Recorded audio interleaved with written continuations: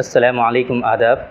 This is Dr. Nizamuddin Qasmi. I am a sexologist, as you know, working here at Saira Healthcare and Hijama Center, Barabanki, Uttar Pradesh. Male infertility की series का ये आज 5वां episode है। इससे पहले 4 एपिसोड में आप लोग जैसे कि जानते हैं कि हम डिस्कस कर चुके हैं डिफरेंट कॉजेज़ के बारे में। हम आपको बता चुके हैं कि मेल इनफर्टिलिटी के वो कौन कौन से कॉजेज़ और सबब होते हैं कि जिसकी बिना पर किसी शख्स में इनफर्टिलिटी होती है। स्पेशली हम मेल इनफर्टिलिटी की बात कर रहे हैं, तो वो सारी वीडियोस हमारी प्लेलिस्ट में, मेल इनफर्टिलिटी की प्लेलिस्ट में अवेलेबल हैं। अगर आपने वो वीडियोस नहीं देखी हैं तो यहाँ आई बटन पे क्लिक करके उन वीडियोस को एक मरतबा आप लोग ज़रूर देखें। तो उसी सीरीज़ का ये आज 5वां पार्ट है। मेल इनफर्टिलिटी की सीरीज़ का ये आज 5वां एपिसोड है। इसमें हम डिस्कस करेंगे एक कॉज़ है मेल इनफर्टिलिटी का, जो बहुत ज़्यादा एक तरह से कॉमन भी है, जिसको हम लोग ऑब्स्ट्रक्टिव एज़ोस्पर्मिया के नाम से जानते हैं। Obstructive azoospermia. तो सबसे पहले हम बात करेंगे कि ऑब्स्ट्रक्टिव एज़ोस्पर्मिया क्या होता है। फिर हम बात करेंगे कि इसके कॉजेज़ क्या हैं, किन किन वजूहात की बिना पर किसी शख्स में ऑब्स्ट्रक्टिव एज़ोस्पर्मिया होता है। फिर हम लास्टली बात करेंगे कि इसके ट्रीटमेंट के ऑप्शंस क्या हैं, कैसे आप इसको ट्रीट कर सकते हैं। अगर आपको ऑब्स्ट्रक्टिव एज़ोस्पर्मिया हो जाए तो कैसे आप इसको ट्रीट कर सकते हैं, किस पैथी में इसके ट्रीटमेंट के ऑप्शंस हैं, कहाँ पे आपको सक्सेसफुल ट्रीटमेंट मिल सकता है। ये सारी चीज़ें हम आज की इस वीडियो में डिस्कस करेंगे। तो सबसे पहले हम बात करते हैं कि ऑब्स्ट्रक्टिव एज़ोस्पर्मिया होता क्या है। देखिए, 2 चीज़ें हैं इसमें, एक है ऑब्स्ट्रक्शन और एक है एज़ोस्पर्मिया। ये 2 वर्ड आपको जानने बहुत ज़रूरी हैं आज। ऑब्स्ट्रक्शन के माने क्या होता है कि कहीं भी जो रास्ता है जहाँ से जो चीज़ें हो कर के गुज़रती हैं, उस रास्ते में, उस फ़्लो में अगर कहीं कोई बीच में रुकावट आ जाए, कोई ब्लॉकेज हो जाए, ऑब्स्ट्रक्शन हो जाए, वो किसी भी तरह से हो, तो इसको हम लोग, उस ब्लॉकेज को हम नाम देते हैं ऑब्स्ट्रक्शन। यानी कि जो चीज़ें चल रही हैं, जो फ़्लो चल रहा है किसी चीज़ का, उसमें अगर कोई रुकावट आ गई तो ये ऑब्स्ट्रक्शन के नाम से जाना जाता है। एक बात तो ये। दूसरा वर्ड है इसमें एज़ोस्पर्मिया। एज़ोस्पर्मिया क्या है कि जो स्पर्म काउंट है, इजैकुलेशन जब होता है, इजैकुलेशन के टाइम जो सीमेन कलेक्ट किया जाता है, फिर उसका एनालिसिस किया जाता है, उसमें हमें एक काउंट मिलता है कि स्पर्म इसके इस इजैकुलेशन में पर मिलियन स्पर्म कितने हैं इसके अंदर। तो उसकी एक नॉर्मल रेंज होती है। उस रेंज से अगर कम होते हैं स्पर्म उसमें, तो उसको हम लोग ओलिगोस्पर्मिया के नाम से जानते हैं, और अगर उसमें स्पर्म बिल्कुल भी नहीं होते तो उसको हम लोग एज़ोस्पर्मिया के नाम से जानते हैं। तो ये चीज़ हो गई, 2 चीज़ें मैंने आपको बताई कि ऑब्स्ट्रक्शन क्या होता है और एज़ोस्पर्मिया क्या होता है। तो अब क्या हो गया, आप ऑब्स्ट्रक्शन भी समझ गए, एज़ोस्पर्मिया भी समझ गए। तो हम बात कर रहे हैं ऑब्स्ट्रक्टिव एज़ोस्पर्मिया की, मतलब कि ऐसा एज़ोस्पर्मिया कि जिसका कारण, जिसका फैक्टर और जिसके पीछे का सबब जो है वो है ऑब्स्ट्रक्शन। यानी कि स्पर्मेटोजेनेसिस का प्रोसेस जो है वो तो आपका परफेक्टली हो रहा है, स्पर्म आपके बन रहे हैं, बट उसका जो प्रोसेस है कि टेस्टिस से हो करके वास डिफरेंस के थ्रू जो प्रोस्टेट में जा कर के मिलता है और फ्लूइड के साथ मिक्स हो करके इजैकुलेशन के वक्त जो है बाहर आता है, ये पूरा जो प्रोसेस है, इस प्रोसेस में कहीं ना कहीं रुकावट आ गई, ऑब्स्ट्रक्शन हो गया, तो इसकी वजह से वहाँ पर आपको एज़ोस्पर्मिया हो गया, यानी कि नील स्पर्म आ रहे हैं आपके। देखिए, ये काफ़ी इम्पॉर्टेंट है, और स्पेशली जो फिजिशियन हैं जो इस चीज़ में प्रैक्टिस करते हैं, उनके पास पेशेंट आते हैं, उन लोगों को ये चीज़ समझना बहुत ज़रूरी है। देखिए, जब भी एज़ोस्पर्मिया का कोई पेशेंट आपके पास आए, वो सिंपली क्या, सीमेन एनालिसिस की रिपोर्ट आपके पास लेकर आते हैं। अक्सर देखिए, सीमेन एनालिसिस भी, अगर आपके किसी एक सीमेन एनालिसिस में एज़ोस्पर्मिया आए तो वो कन्फर्मेटिव नहीं होता है। एटलीस्ट 2 टाइम आपने सीमेन एनालिसिस कराया और दोनों ही मरतबा आपका जो स्पर्म है वो बिल्कुल नील आए, एज़ोस्पर्मिया डायग्नोस हुआ, तब वो आपका माना जाएगा कि आपको एज़ोस्पर्मिया है और आप एज़ोस्पर्मिया के मरीज़ हैं। 2 मरतबा से कम में नहीं माना जाएगा। एक बात तो ये। दूसरी बात, अगर एज़ोस्पर्मिया का पेशेंट आपके पास आता है रिपोर्ट ले करके सीमेन एनालिसिस की, तो ये आपकी ज़िम्मेदारी और रिस्पॉन्सिबिलिटी बनती है कि कैसे कंफर्म किया जाए कि ये एज़ोस्पर्मिया का कारण इसके पीछे का क्या है। यानी कि आपको जो USG स्क्रूटम है ये कराना बहुत ज़रूरी है, ताकि ये कंफर्म किया जा सके कि एज़ोस्पर्मिया, इसके पीछे की कहीं ऑब्स्ट्रक्शन तो नहीं है, इसके पीछे का कॉज और फैक्टर कहीं ऑब्स्ट्रक्शन तो नहीं है, कहीं ऐसा तो नहीं है कि स्पर्मेटोजेनेसिस का प्रोसेस तो इसका बढ़िया है, स्पर्म इसके बन भी रहे हैं, स्पर्म स्टोर भी हैं, बट वो स्पर्म बाहर ही नहीं आ रहे। इजैकुलेशन जब हो रहा है तो स्पर्म उसके बाहर ही नहीं आ रहे। तो ऐसी सूरत में अगर आप स्पर्मेटोजेनेसिस को जो है इंक्रीज़ करने के लिए आप मेडिसिन देंगे, स्पर्म काउंट को इंक्रीज़ करने के लिए मेडिसिन देंगे, तो उनका कोई बेनिफिट नहीं होगा, कोई फ़ायदा नहीं होगा, टाइम और मनी पेशेंट के दोनों वेस्ट हो जाएंगे।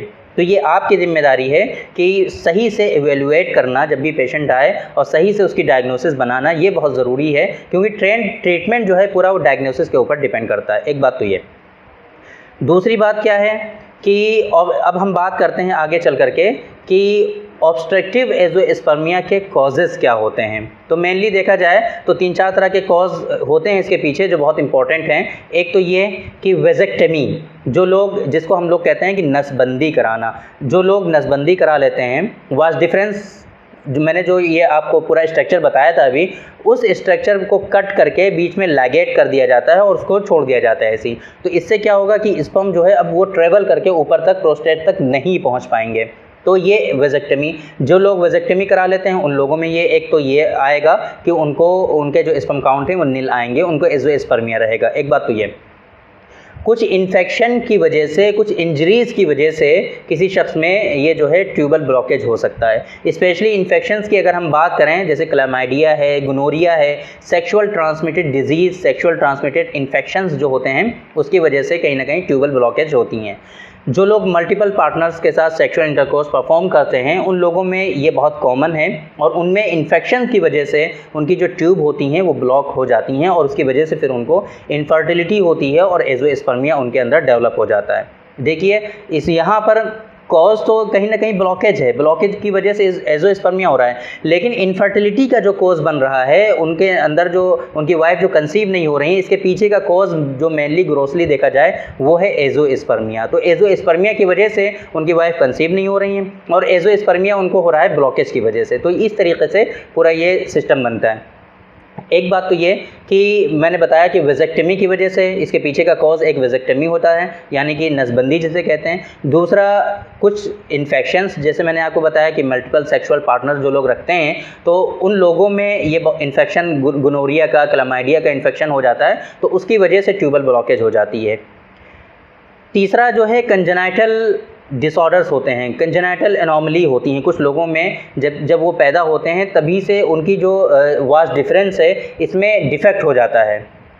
Congenital absence of vas deferens, CABVD के नाम से इसको जानते हैं, CABVD, congenital absence of vas deferens.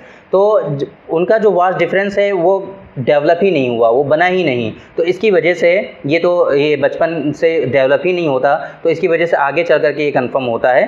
Treatment की हम बात अभी करेंगे, आगे आपको बताएंगे कि घबराने की कोई बात नहीं है। अगर कंजेनाइटल एनॉमली भी है तब भी इसके ट्रीटमेंट के ऑप्शंस अवेलेबल हैं। ऐसा कोई मर्ज़ नहीं है कि जिसका आप ट्रीटमेंट नहीं ले सकते हैं, जिसका कोई सक्सेसफुल ट्रीटमेंट नहीं है। तो अभी हम बात करेंगे ट्रीटमेंट में। अभी हम बात करते हैं कि ये 3 कॉज मैंने आपको बता दिए। एक तो ये कि वेजेक्टमी जिन लोगों ने कराई हुई है, दूसरे कुछ इन्फेक्शंस की वजह से, तीसरा ये कि congenital absence of vas deferens, चौथा इसका जो एक फैक्टर है, चौथा कारण जो है वो है न्यूरोलॉजिकल डैमेज। न्यूरोलॉजिकल डैमेज की वजह से इजैकुलेटरी डिसफंक्शन हो जाता है, मतलब कि इजैकुलेशन ही होना बंद हो जाता है। जब भी सेक्सुअल इंटरकोर्स करेंगे या फिर किसी भी तरीके से इजैकुलेशन को अचीव करने की आप कोशिश करेंगे, बट इजैकुलेशन होगा ही नहीं। क्यों? क्योंकि ये सारी चीज़ें हमारे जो है ब्रेन से डैमेज होती, ब्रेन से जो है कंट्रोल होती हैं, और वहाँ पर कहीं ना कहीं न्यूरोलॉजिकल डैमेज हो गया। इसकी वजह से जो सिग्नल है, जो कंट्रोल होता है एक, वो जो है डिस्टर्ब हो जाएगा, और उसकी वजह से फिर इजैकुलेशन होगा ही नहीं। तो ये कंजेनाइटल डिफेक्ट हो गया, कंजेनाइटल जो है डैमेज, कंजेनाइटल नहीं सॉरी न्यूरोलॉजिकल डैमेज हो गया। इसकी वजह क्यों होता है ये न्यूरोलॉजिकल डैमेज क्यों होता है? जैसे कि डायबिटीज़ मेलाइटिस की वजह से, कुछ इन्फेक्शंस की वजह से, या फिर इसी तरीके से इंजरी हो गई, स्पाइनल कोर्ड की इंजरी हो गई, पीछे का जो हिस्सा है स्पाइन का, उसमें इंजरी हो गई किसी शख्स को, तो वहाँ इन चीज़ों की वजह से न्यूरोलॉजिकल डैमेज हो सकता है। तो टोटल जो ये 4 कॉज हो गए कि किस वजह से किसी शख्स में ये ऑब्स्ट्रक्टिव एज़ोस्पर्मिया होता है। तो ये मैंने आपको बताया अब तक कि ऑब्स्ट्रक्टिव एज़ोस्पर्मिया होता क्या है और इसी तरीके से क्यों होता है, ये चीज़ें हम डिस्कस कर चुके हैं। ट्रीटमेंट के ऑप्शंस की अगर हम बात करें, देखिए जितने और जो कॉजेज़ मैंने आपको बताए हैं, वेजेक्टमी है, इसी तरीके से CABVD है, या फिर इसी तरीके से न्यूरोलॉजिकल डैमेज है। तो इनका जो सर्जिकल ट्रीटमेंट सबसे अच्छा है, सर्जिकल ट्रीटमेंट ही इसका ऑप्शन है, इसके अलावा और कोई ऑप्शन नहीं है। मेडिसिन के थ्रू आप इसको करेक्ट नहीं कर सकते हैं, मेडिसिन के थ्रू इसको आप कंट्रोल नहीं कर सकते हैं। एक है कि अगर आपको इन्फेक्शंस की वजह से, जो गोनोरिया, क्लामाइडिया या फिर एसटीडीज़ की वजह से अगर आपको ब्लॉकेज हुआ है तो वो मेडिसिन के थ्रू आपका हो सकता है कंट्रोल। बाकी जो स्ट्रक्चर एनॉमली हो जाती है, ब्लॉकेज हो जाते हैं या फिर वास डिफरेंस एब्सेंट है, बनी ही नहीं है, तो उसकी प्लास्टिक सर्जरी के थ्रू जो है वास डिफरेंस बनाई जाती है, कंडक्ट की जाती है, फिर जो है उनका जो नॉर्मल फिनोमेना है वो स्टार्ट हो जाता है। इसी तरीके से अगर वेजेक्टमी कराई है तो उसका रिवर्सल भी सर्जरी के थ्रू ही पॉसिबल है, मेडिसिन के थ्रू इसका कोई ऑप्शंस अवेलेबल नहीं है। देखिए इसमें दो चीज़ें हो गई, एक तो ये अब हम देखो हम ट्रीटमेंट के ऊपर जाते हैं, डायरेक्टली आपको बता दें कि ट्रीटमेंट के ऑप्शंस क्या हैं। देखिए अगर आप मॉडर्न पैथी में जाएंगे, एलोपैथ में जाएंगे, तो इन तमाम सूरतों में आपको फ़ौरन रिकमेंड किया जाएगा कि IVF करा लीजिए आप। उसके तीन मेथड बहुत ज़्यादा कॉमन है IVF के, जो हम स्पर्म को कलेक्ट करते हैं। स्पर्म कलेक्ट कर उसमें क्या होता है, देखिए क्यों कहा जाता है, वहाँ पे रिकमेंड क्यों किया जाता है, क्योंकि आपका जो स्पर्मेटोजेनेसिस का प्रोसेस है वो बिल्कुल नॉर्मल है, स्पर्म आपके बन रहे हैं, स्टोर हो रहे हैं। प्रॉब्लम ये है कि आपके स्पर्म जो हैं वो बाहर नहीं आ रहे हैं, इजैकुलेशन जब हो रहा है तब स्पर्म आपके बाहर नहीं आ रहे हैं। तो वो क्या करते हैं, 3 मेथड हैं इसके, उन मेथड्स के थ्रू स्पर्म जो हैं आपके कलेक्ट कर लिए जाते हैं। उन मेथड्स का शॉर्ट फॉर्म में आपको बता देता हूँ, मेसा टेसा पेसा के नाम से वो जाना जाता है। मेसा टेसा पेसा, आप भी थोड़ा सा काम करिए कि गूगलिंग कर लीजिए मेसा टेसा पेसा क्या होता है, आप लोग थोड़ा देख लीजिए ताकि आपको भी सही नॉलेज हो सके। सारी चीज़ें बताना पॉसिबल नहीं होता, काफ़ी लंबी लंबी वीडियोज़ हो जाती हैं और फिर आप लोग देखते तो हैं नहीं पूरी वीडियो, तो कोई फ़ायदा नहीं है। जो ज़रूरी चीज़ें वो हम आपको बताते हैं। आप भी थोड़ी सी ज़िम्मेदारी अपनी निभाइए, और अगर आपको इंटरेस्ट है सेहत के बारे में जानने के लिए, सेहत को आप जो है इम्पोर्टेंस देते हैं, तो आप भी थोड़ा सा वर्क करिए इसमें, और आप भी थोड़ा सा देखिए, हम भी देखते हैं, दोनों मिल करके अपनी नॉलेज को गेन करते हैं। तो मेसा टेसा पेसा क्या होता है आप देखिए। तो ये 3 मेथड हैं मेसा टेसा पेसा, जिनके थ्रू स्पर्म को कलेक्ट कर लिया जाता है, और इन विट्रो फर्टिलाइजेशन IVF, और इसके थ्रू जो है फर्टिलाइजेशन होता है। देखिए वहाँ पर आपको यही सजेस्ट किया जाएगा। ये अच्छा तरीक़ा भी है, लेकिन इसमें प्रॉब्लम क्या है, इसमें दिक्कत क्या आती है कि इसके सक्सेस के रेट जो हैं वो अच्छे नहीं हैं। कई साल लोगों को हो जाते हैं, कई लाख रुपए लग जाते हैं, लेकिन फिर भी सक्सेस का कोई श्योरिटी नहीं है। हमारे खुद अपने वेल नोन पेशेंट हैं, कुछ लोग हमारे रिलेटिव भी हैं, पूरे 2-2 साल से वो लोग सो कॉल्ड बहुत बड़े सेंटर हैं IVF के, वहाँ पे वो लोग ट्रीटमेंट अपना करा रहे हैं, और कई लाख रुपए उनके जा चुके हैं, लेकिन फिर भी कभी कुछ एनॉमली हो जाती है, कभी कुछ इश्यूज़ हो जाते हैं, कभी एग में इश्यूज़ हो जाते हैं, कभी स्पर्म के कलेक्शन में इश्यूज़ हो जाते हैं, यही सब चलता रहता है और फिर सक्सेस नहीं हो पाता है। तो ये देखिए, अब मैं आपको बताता हूँ कि क्या करना है आपको। सही तबीब की ज़िम्मेदारी ये होती है कि मुनासिब मशवरा अपने पेशेंट को दिया जाए। क्या करना चाहिए, उसके ऑप्शंस बहुत सारे अवेलेबल होते हैं। अगर आपके अंदर कोई एनोमली आ गई, आपके अंदर कोई प्रॉब्लम आ गई, तो उसके ट्रीटमेंट के ऑप्शंस तो बहुत सारे अवेलेबल हैं, लेकिन आपकी जो ये समझ लीजिए कि आपकी जो कंडीशन है, उस कंडीशन के अकॉर्डिंग आपके लिए उन ऑप्शंस में से बेस्ट ऑप्शन क्या है, ये आपको रिकमेंड करना, आपको बताना, ये बहुत इंपॉर्टेंट है, ताकि आप उसको फॉलो करें और उसके थ्रू आपकी जो प्रॉब्लम है वो रिजॉल्व हो जाए। तो देखिए, एक तो तरीका ये जो मॉडर्न पैथी वाले आपको बताएंगे कि IVF करा लीजिए, मेसा टेसा पेसा के थ्रू स्पर्म आपके कलेक्ट करके IVF हो जाएगा। एक बात तो ये, लेकिन क्या ये कराना चाहिए? तो मेरा आंसर ये होता है कि बिल्कुल नहीं कराना चाहिए, ये कराना ही नहीं चाहिए। क्यों नहीं कराना चाहिए, इसके पीछे का मैं आपको बताता हूँ, जस्टिफिकेशन देता हूँ। देखिए, ये जो कंडीशन आपकी है, चाहे वो वेजेक्टमी आपकी हो, कुछ इन्फेक्शंस हो गए हों, CABVD आपको हो गया हो, congenital absence of vas deferens हो, या फिर न्यूरोलॉजिकल डैमेज हो गए हों, तो न्यूरोलॉजिकल जो है कुछ एनॉमली हो गई हो जिसकी वजह से इजैकुलेटरी डिसफंक्शन हो गया, तो इसके लिए कोई घबराने की ज़रूरत थोड़ी ना है। इनका तो सक्सेसफुल सर्जिकल ट्रीटमेंट अवेलेबल है, और इसका बहुत ही माइनर सी सर्जरी होती है और सक्सेसफुल सर्जरी होती है। तो आप सर्जरी करा करके ये जो वास डिफरेंस का डिफेक्ट है, इसको आप सही कर सकते हैं, और इसके थ्रू जो ये प्रॉब्लम हो रही है इनको रिजॉल्व कर सकते हैं। जब ये देखिए, स्पर्मेटोजेनेसिस तो आपका सही हो ही रहा था, स्पर्म तो है ही आपके, प्रॉब्लम आपकी जो है सिर्फ रास्ते में थी, जो ट्रैवल करके स्पर्म पहुंच रहे हैं वहाँ पर प्रॉब्लम थी, तो उसको आपने करेक्ट कर लिया, तो नॉर्मल जो फिनोमेना है, जो नेचुरल तरीका है, नेचुरल मेथड है, उसके थ्रू आप कंसीव हो सकते हैं, आपकी वाइफ कंसीव हो जाएंगी। तो इसको आपके लिए ये बेहतर है, आपको इसको ये ट्राई करना चाहिए। बाकी अगर आपको इन्फेक्शन की वजह से ब्लॉकेज है तो वो तो मेडिसिन के थ्रू भी वो ब्लॉकेज ख़त्म हो जाता है, उसके लिए घबराने की कोई ज़रूरत नहीं है। तो अगर ये सर्जरी से कोई प्रॉब्लम नहीं है, बहुत इजीली, बहुत ही आसानी से, बहुत माइनर सी सर्जरी होती है, कोई घबराने की ज़रूरत नहीं है। इजीली इसको करा करके आप नॉर्मल फिनोमेना के थ्रू, नेचुरल मेडिसिन के थ्रू आप इसको अचीव कर सकते हैं प्रेगनेंसी को, कोई दिक्कत नहीं। एक बात तो ये हो गई।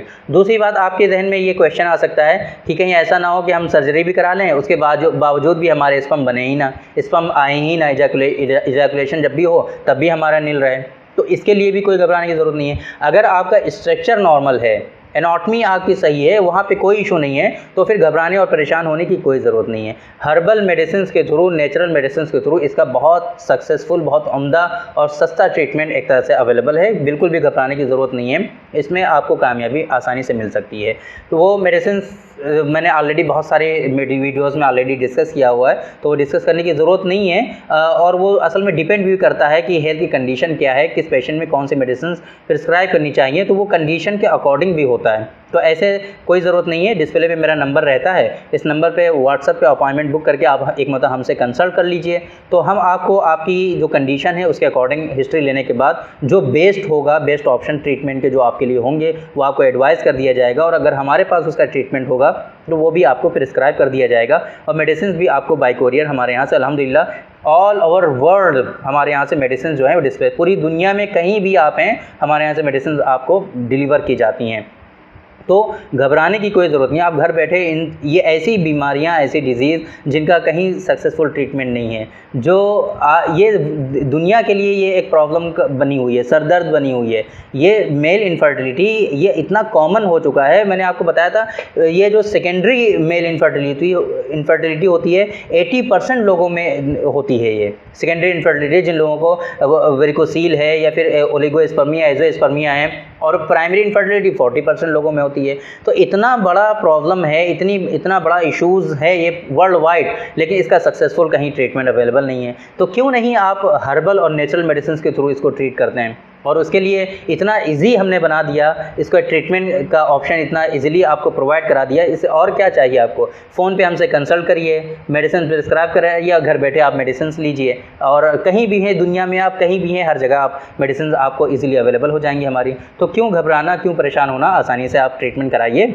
तो मेल इनफर्टिलिटी के एपिसोड के अल्हम्दुलिल्लाह आज हमारे 5 एपिसोड कंप्लीट हो गए। मेल इनफर्टिलिटी की सीरीज़ जो हमारी चल रही है, टोटल 5 एपिसोड इसके कंप्लीट हो गए हैं। मेजर जो कॉजेज़ और फैक्टर हैं मेल इनफर्टिलिटी के, वो हम डिस्कस कर रहे हैं। हर एपिसोड में अलग अलग हम कॉज के ऊपर बात करते हैं। तो आज की इस वीडियो में हमने डिस्कस किया, आपको बताया ऑब्स्ट्रक्टिव एजोस्पर्मिया के बारे में, कि ऑब्स्ट्रक्शन की वजह से जिन लोगों में मेल इनफर्टिलिटी होती है, इसके पीछे के कॉजेज़ क्या हैं, इसके पीछे के कारण क्या हैं। 4 फैक्टर मैंने आपको बताए, वो आपको याद होगा होपफुली। और इसी तरीके से इसके ट्रीटमेंट के ऑप्शंस क्या हैं वो मैंने आपको बताया। आपको IVF कराना चाहिए, नहीं कराना चाहिए, क्या आपके लिए बेस्ट ऑप्शन है, ये हमने सारी चीज़ें आपसे डिस्कस कर ली। तो आज की इस वीडियो में इतना ही। कल फिर हम दूसरे कॉज और फैक्टर को लेकर के एक वीडियो और आपके साथ हम शेयर करेंगे, उसमें बताएंगे कि मेल इनफर्टिलिटी का जो दूसरा कॉज है उसके कैसे ट्रीटमेंट के ऑप्शन हैं, क्या आप उनको कैसे रिजॉल्व कर सकते हैं, अपने आप को क्योर कर सकते हैं, और जो इनफर्टिलिटी है उसको ख़त्म कर सकते हैं। बाकी ये हमारी जो वीडियोज़ का जो ये सीरीज़ है बहुत इंपॉर्टेंट है। आप लोग देख रहे होंगे कि ये कितनी अच्छी इन्फॉर्मेशन आप लोगों को देने की हम कोशिश कर रहे हैं। ये अलग बात है कि आप लोग इसको कितना सीरियसली ले रहे हैं, आप लोग कितना वॉच कर रहे हैं, ये अलग बात है। बट मेरी जो जिम्मेदारी और रिस्पॉन्सिबिलिटी है वो हम कहीं ना कहीं अपनी अदा करने की कोशिश कर रहे हैं, ताकि आप तक सही इन्फॉर्मेशन पहुँचे। और अगर इन फ्यूचर अगर आपको इस तरह की प्रॉब्लम हो, या फिर अगर आपको रिसेंटली इस तरह की प्रॉब्लम ऑलरेडी आप चल रही है, आप प्रॉब्लम में फंसे हुए हैं, तो क्या आपके लिए बेहतर है, ये चीज़ें हम आप तक पहुंचाने की कोशिश करते हैं। तो अगर आपने हमारे चैनल को सब्सक्राइब नहीं किया तो सब्सक्राइब ज़रूर कर लीजिए, ताकि आपको हमारी वीडियोस मिलती रहें। तो थैंक यू वेरी मच। आज के इस वीडियो में इतना ही। इंशाल्लाह कल फिर मुलाकात होगी आपसे, एक नए कॉज और फैक्टर पे हम डिस्कस करेंगे मेल इनफर्टिलिटी के। तब तक के लिए इजाज़त दीजिए। अस्सलामु अलैकुम।